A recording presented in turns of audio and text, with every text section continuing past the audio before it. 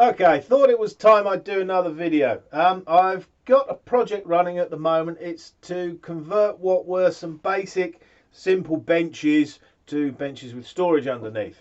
The storage underneath is going to be boxes. It's these pieces.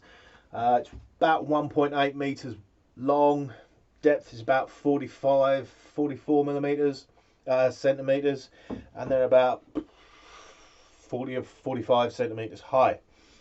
Now, customer wanted to see the tails on the end part. If you imagine you're looking at it from the top, and this is where the bench part would go. Now, most times if you're doing tails first, you would put the pin piece in, and you would put the tails on the top, and you would mark in. Obviously, with a piece of wood this long, which is actually about that sort of long, it's a bit more difficult. So I've used these things in the past and they've been fairly good for me. L-shaped blocks, very simple, dovetailed together. This particular one has a reference plate for the side here, and they've got a nice square block just to make sure they're exactly 90.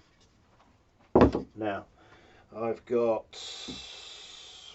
reference marks here, so I would need this piece up about like that. Easiest way to do that, because I want to mark the tails onto this end. I've got my two parts here. I'll bring one of my L shapes up. It gives me a reasonable reference, and then what I can do, I can start to clamp one in place. These are just tracksaw clamps. I find them convenient for no other reason than they're convenient. I've got this part now nicely referenced off against its mate. The reference panel here allows me to push both sides, get them flush.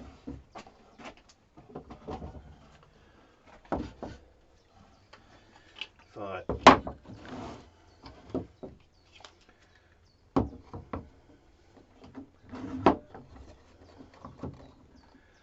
Clamp the other side.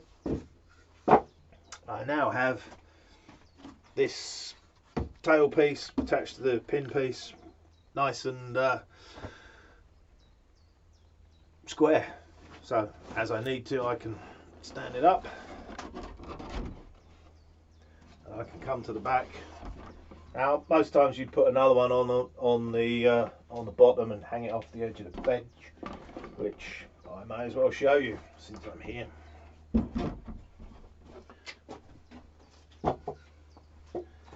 It's a very similar sort of process. This one's going to come into there.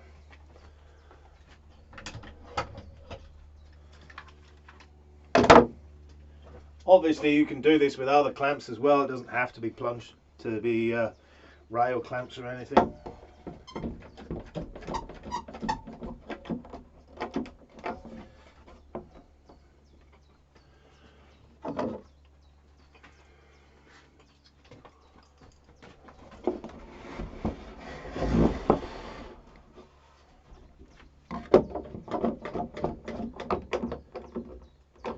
Then it's just a case of adjusting your inside corners to make sure that you're aligned right, and then with a sharp pencil you can come in from the back and mark the tails.